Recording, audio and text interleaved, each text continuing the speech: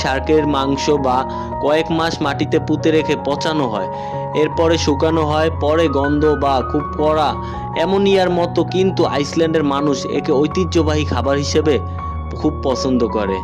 আইসল্যান্ডের ভেড়া, এই ভেড়াগুলো একদম প্রাকৃতিক পরিবেশেই বড় হয়, তাদের মাংস খাওয়া খুব সুস্বাদু।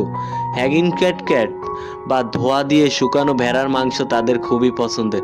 এছাড়া তারা ভেড়ার মাথার মগজ এবং অন্য অন্য অংশ দিয়ে বিশেষ একটা খাবার তৈরি করে। স্কায়ার, এটি দেখতে অনেকটা দইয়ের মতো হলেও কারিগরিভাবে এটি এক ধরনের নরম পানির।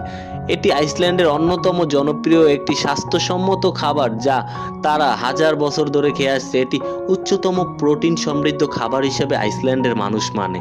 আইসল্যান্ডের চারিদিকে সমুদ্র, তাই কড বা হ্যাগড সামান্য মাছ তাদের প্রতিনিয়ত মেনুতে থাকবেই। তারা মাছ শুকিয়ে হার্ড ফিক্সড নামক এক ধরনের স্ন্যাক্স তৈরি করে যা তারা